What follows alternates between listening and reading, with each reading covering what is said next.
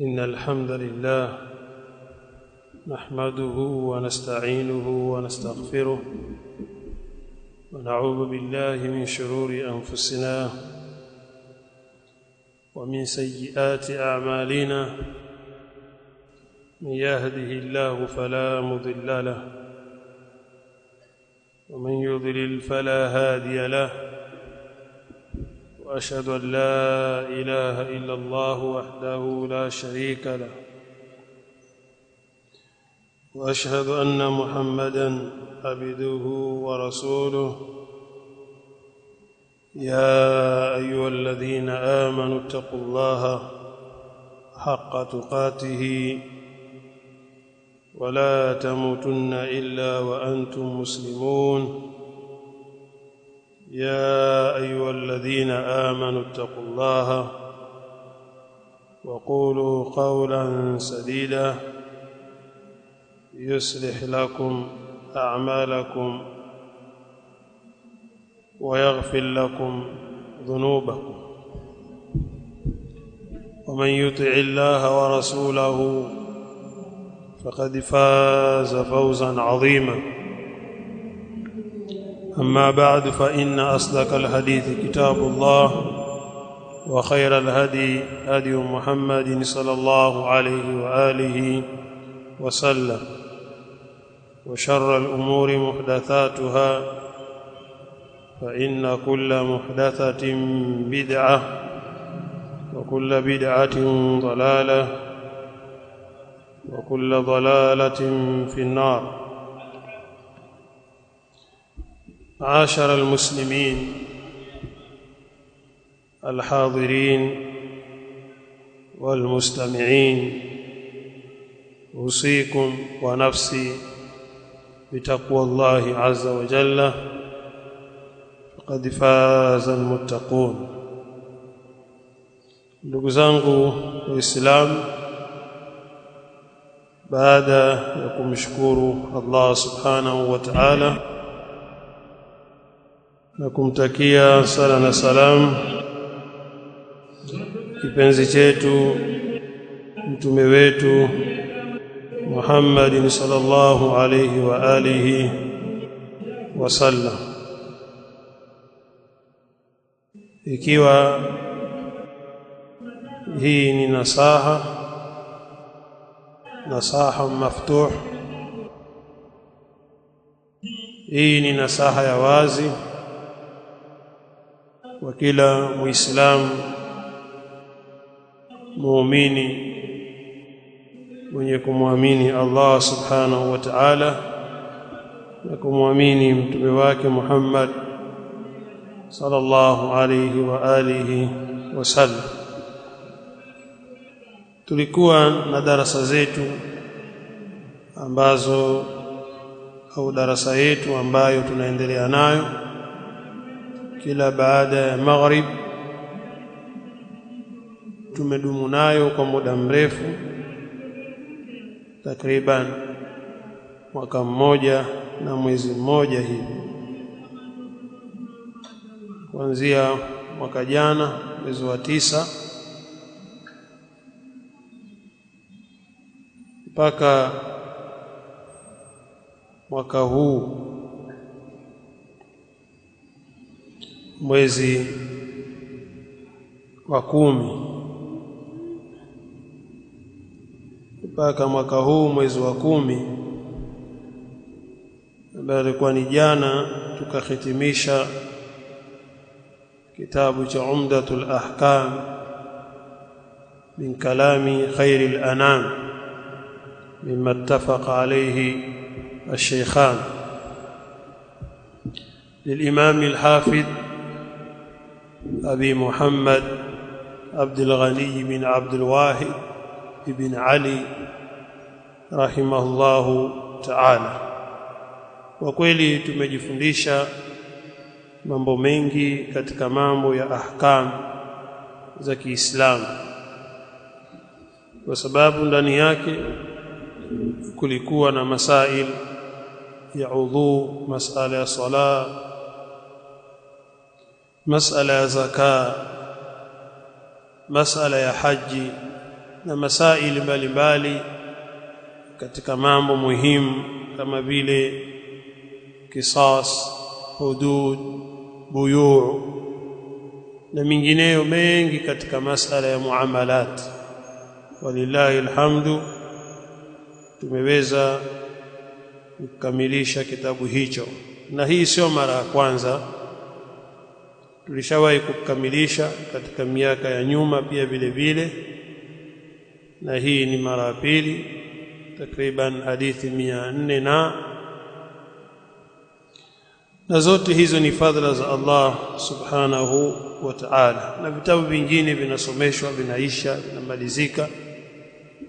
Si ajabu kwa talabati ilmu wote au duatu salafiyin wanafanya kazi kubwa yenye kushukuriwa kwa kweli kwa juhudi zao ambazo wanazoendesha katika vituo vyao mbalimbali. Allah wabariki wote wenye kutumia juhudi hii kubwa katika kuelimisha watu, kwa sababu msemaji amesema al-umamu nahidatu la tanalu nasibaha min at-taqaddumi illa bil-ilm. Msemaji mmoja aliwahi kusema maneno hayo mazuri ya kwamba mataifa yanayostawi, yanayoendelea, hayawezi kufikia hatima yake isipokuwa kwa ilmu. Mataifa yanayoendelea, al-umamu nahidatu la tanalu nasibaha min at-taqaddum illa bil-ilm. Mataifa yoyote ambayo yenye kuendelea hayawezi kufikia hatima yake isipokuwa kwa ilmu, isipokuwa kwa ilmu. Na pia vile vile sisi tunasema dini hii haiwezi kuendelea, haiwezi kupiga hatua isipokuwa kwa ilmu yenye manufaa. Ilmu ndio ambayo itaweza kutupigia sisi hatua kwenda mbele,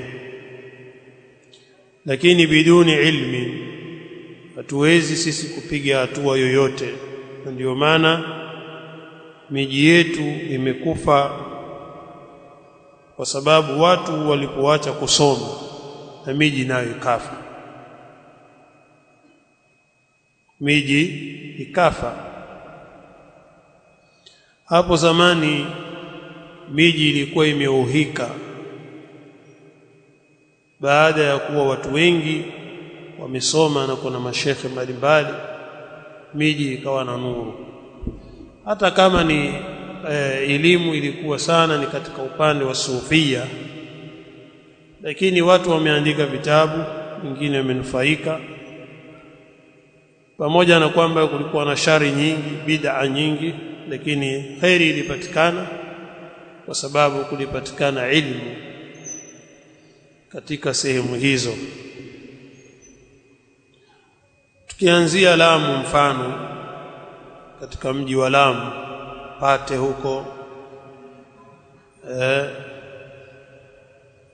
huko Pate kulikuwa na maulama wa kisufia ambao walikuwa wakifundisha vitabu mbalimbali katika vitabu vya fiqh, nahwu na vinginevyo. Wamefanya juhudi zao, lakini mapokezi yao ilikuwa sio mapokezi sahihi, kwa sababu ilikuwa wanaeneza bid'a na mambo ya khurafat. Kwa elimu hiyo ya kibid'a ilikuwepo na maulama wake walikuwepo, wakaandika vitabu mbalimbali vya fiqh, vya nahwu, na watu wakasoma na miji ikauhuika, ikawa watu wanatoka katika sehemu mbalimbali kwenda kusoma huko katika maeneo hayo. Pate, Lamu mjini,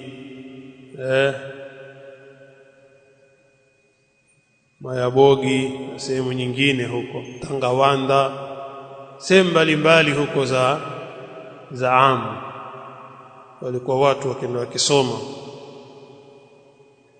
Ikiwa ni Kizingitini na sehemu mbalimbali, ulikuwa na mashekhe wa kisufi ambao wanaolingania usufi wao, lakini wanaujua na nahwu, sarfa na mingineyo. Walikuwa ni wanawachuoni wakubwa katika mambo haya, lakini watoto wao hawakusoma, wakashughulika na mambo ya mirungi, kuvua na utalii na mambo ya kipumbavu, michezo isiyokuwa na maana, kirimbizi na vinginevyo. Elimu ikaondoka na watu wake. Sasa kilichobakia huko ni kujisifu na punda wengi na mambo yao mengine yasiyokuwa na maana yoyote. Ndio maana uwezi ukamsikia mtu kutoka kwetu sasa hivi akasema mimi ndasoma amu. Ndasoma nini sasa kisichokuwepo huku kwetu? Kwa maana maulama wao wamekufa, hao wazushi wao wameondoka na elimu yao, kwa kuwa watoto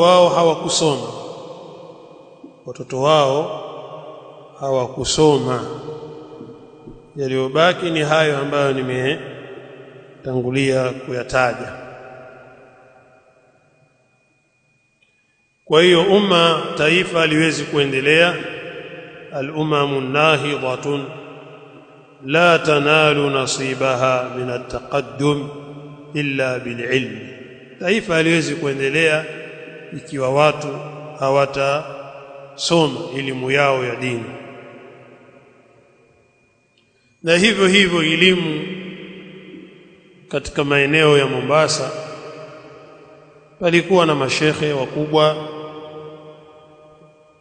miaka ya nyuma, kabla sisi wengine hatujazaliwa, kwa miaka mingi, na mashekhe walijitahidi kufundisha. Na pia kama mnaofahamu, kumeandikwa tafsiri ya Kiswahili ya Sheikh Abdullah Faris, na vitabu mbalimbali vya fiqh vimeandikwa katika mji wa Mombasa, lakini wengi wao pia hawakujishughulisha na kusoma ilmu. Mashekhe wakafa, wao wakabaki na mambo yao kama yale ya Lamu tu, yanafanana.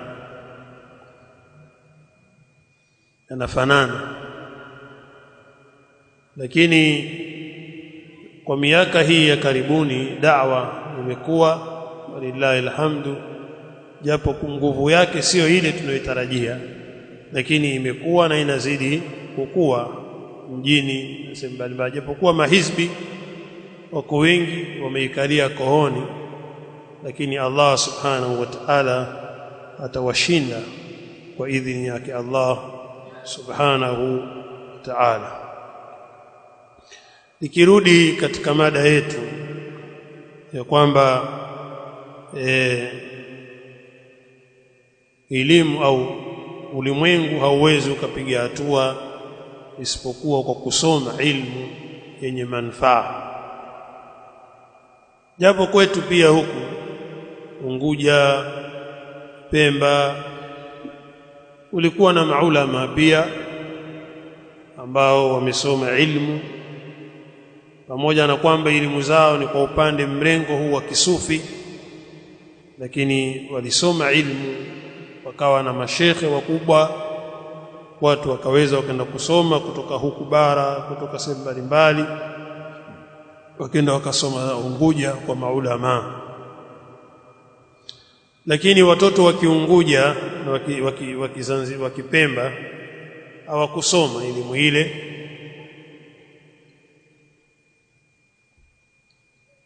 na wao wakawa wanashughulika mambo ya karafuu, mambo ya kipumbavu kule, yasiyokuwa na maana yoyote, mashekhe zao wakafa, elimu naye ikapotea. Sasa kumebaki mikarafuu peke yake. Leo hii kijana kutoka Zanzibar au kutoka Pemba na Unguja, ni ajabu kubwa sana kusema kwamba mimi ndasoma bara. Atoka huko anakusoma bara.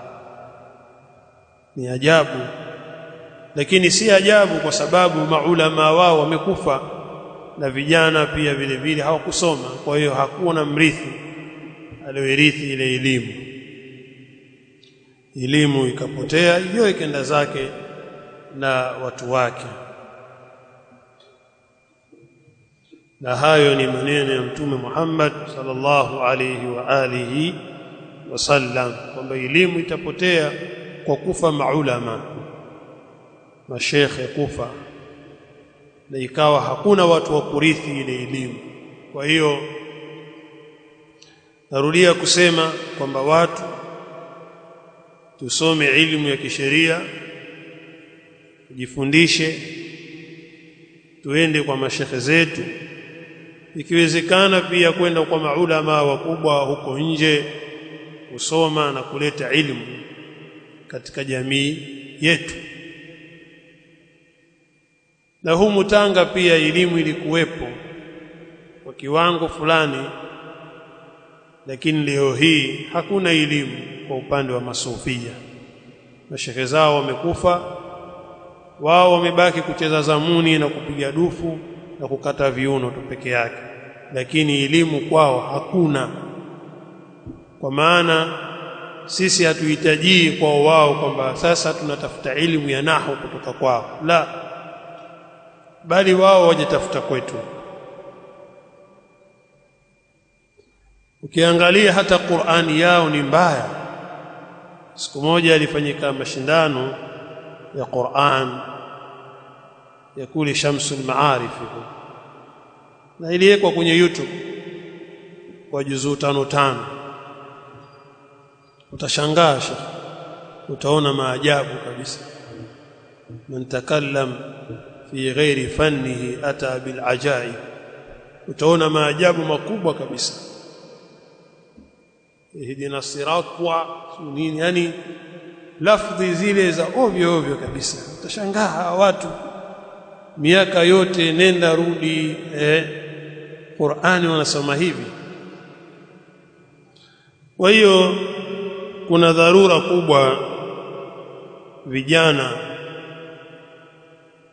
kusoma ilmu ya kisheria. Kuna dharura kubwa kwa vijana kusoma elimu ya kisheria ili tuweze kuokoa miji hii iliyokufa katika upande wa kielimu. Walillahi alhamdu, vijana siku hizi kuna mwamko mkubwa, hasa katika madaris maahidi as-salafiyin. Kila mahali vijana wanajitahidi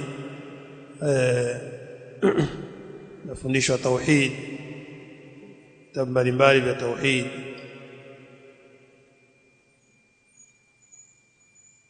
nahwu, sarfa na mengineo mengi yanafundishwa katika madaris mbalimbali au maahidi mbalimbali za kisalafi. Ukienda Dar es Salaam, ukienda kila msikiti, tunasema kila mahali, Kondoa wapi, kila mahali huko kusini, yani da'wa inakuwa kwa kasi. Morogoro, kila mahali huko vijana walillahi alhamdu wanasoma kwa bidii. Wazee wamekaa msikitini wanasoma Qur'an, wanasoma qaida an-nuraniyya, wanaelewa. Kisha baada ya hapo wanakwenda kwenye kusoma matni ya Qur'an, wazee na vijana. Mwamko huu ambao haukuwepo katika miaka ya nyuma, miaka 30, miaka 25, mwamko huu ulikuwa hakuna kabisa. Watu ni ushabiki tu basi. Sheikh akizungumza pa takbir takbir, lakini hajui halifu yaangalia wapi, kushoto ama kulia, hajui mtu huyu. lakini yeye ni takbir. Na hilo wallahi, tembeeni katika misikiti hii ya Ansar, ukienda barabara 6, barabara 19 na sehemu nyingine mbalimbali, huwezi kumkuta mtu kasoma anaijua Qur'an katika wazee. Huwezi kuta, lakini utambua ni mudiri wa dawa, mudiri sijua wa msikiti, mudiri si wa nini, mudiri ni vyo visio kwa na maana yoyote. Kwa hiyo kwa miaka hii ya karibuni utakuta katika misikiti ya salafiyin wazee wamekaa msikitini wanasoma qaida, wameshika vitabu vyao. Na sisi pia hapa msikitini tuna wazee. Mzee huweza akaenda pale answali akafundisha qaida. Mzee msawa si huko? Takiwa ukasomesha wenzako. Ala kulli hal, amma baada ya yale ambayo yametangulia, nawaambia ndugu zangu Waislamu ya kwamba ilmu biahkami Allah, kwa kusoma kwa kujua hukumu za Allah subhanahu wa ta'ala, ni amrun daruri,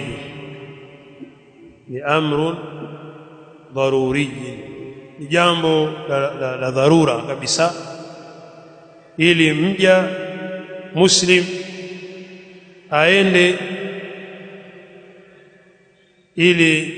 aende mja muislamu kuiendea ibada yake kwa ajili ya Mola wake, ala hudan wa basira, kwa ilmu na uongofu. Kwa sababu muislamu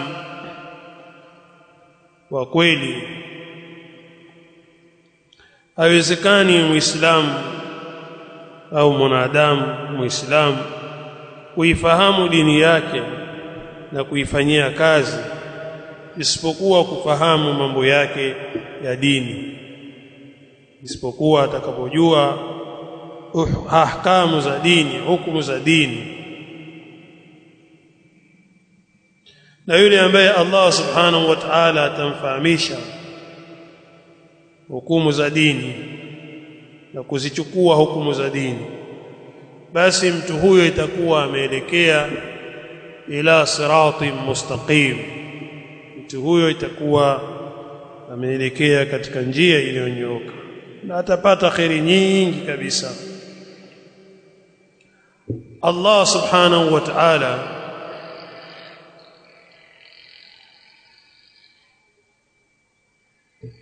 يقول في كتابه الكريم: يؤتي الحكمة من يشاء ومن يؤت الحكمة فقد أوتي خيرا كثيرا وما يذكر إلا أولي الألباب. anampa Allah subhanahu wa ta'ala hikma yule ambaye anamtaka, na yule mwenye kupewa hikma basi mtu huyo amepewa khairi nyingi, na hawatokumbuka ila wale ambao wenye akili.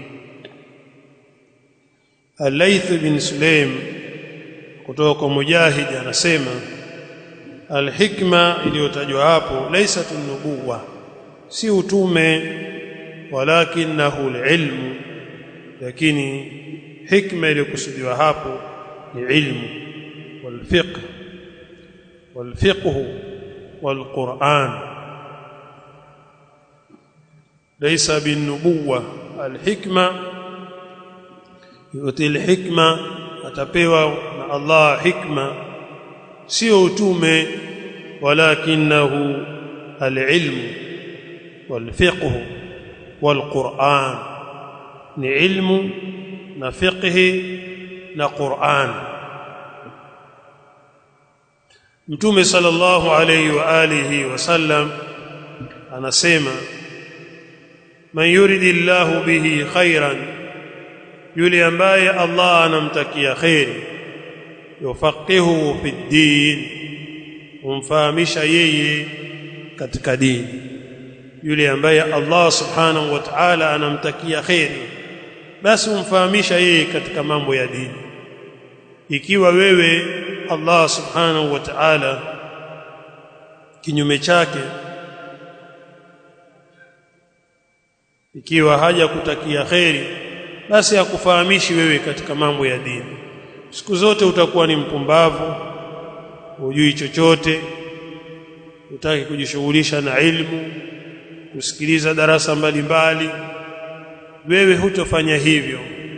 Siku zote itakuwa na mambo yako wewe mwenyewe tu, patilizi masala ya ilmu, wala ujishughulishi kusoma mambo ya ilmu,